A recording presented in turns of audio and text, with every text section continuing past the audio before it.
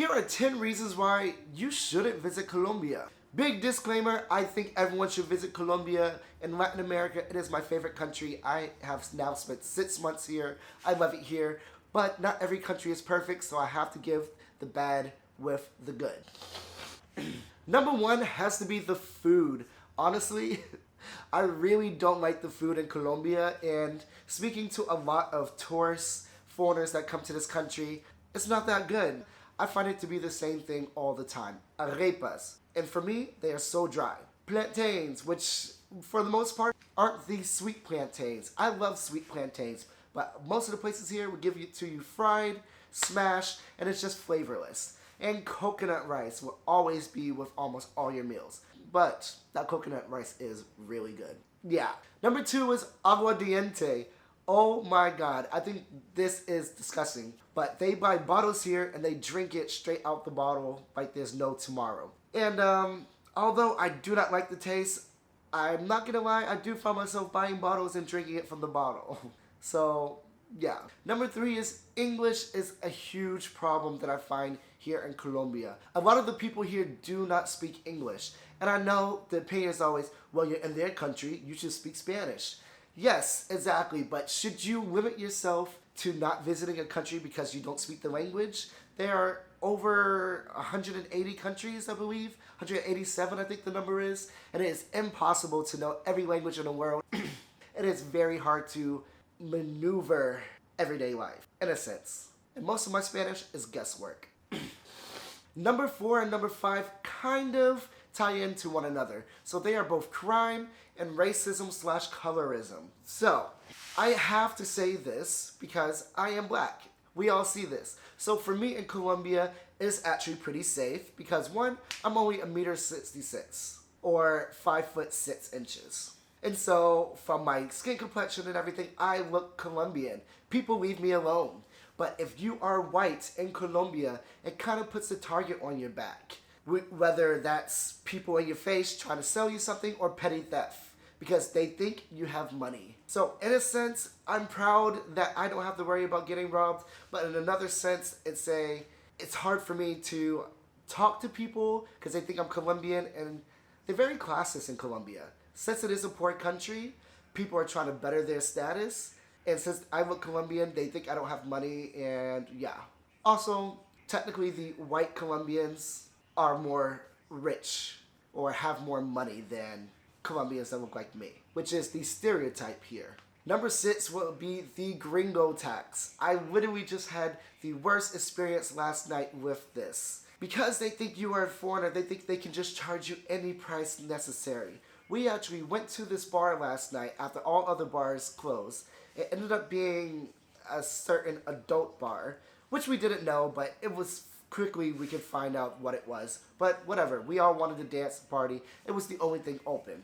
On their wall, for one beer, it said 5,000 pesos, which is $1.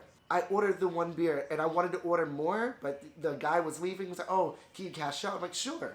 And he was like, it's 26,000 pesos, which is $5. It is 5 times the price of what it actually was and what they were trying to advertise on the wall. And everyone caught onto it, and everyone was upset and very mad, and no one paid the prices that they said. Even there was this Canadian guy and an English guy. They got 4 beers.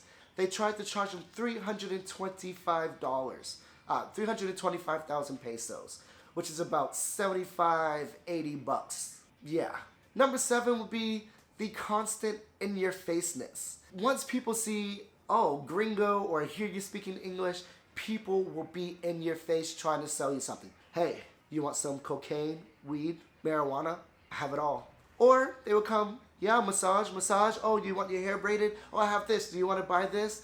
It is constantly in your face as soon as they hear a gringo accent.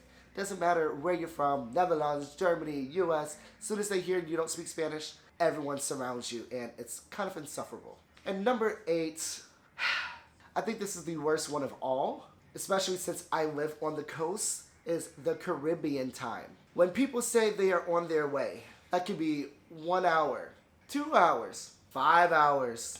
It could mean 20 minutes. You just don't know when people are going to show up. we had a movie booked at 9 o'clock. And my friend was waiting for the girl he was dating. And she said she was on her way. She arrived an hour and a half later. She lives 30 minutes away. If that. I don't even think 30 minutes away. And it took her an hour and a half. Oh my gosh. And this isn't just for, I think, a lizard just crawled into my apartment. But anyway, this isn't just for when they show up. It's also for restaurants. They just disappear. And even when you wave them down, they disappear again. They see you and then they disappear. Everything takes so long here. They have no sense of urgency, so it's one of the most annoying things. Number 9, I would have to say, is transportation. In Colombia, you just don't know when you're going to arrive somewhere. Colombia has gone through a lot of hard times where the politicians stole a lot of the money that was meant to build infrastructure. Roads, plumbing, tunnels, etc., etc.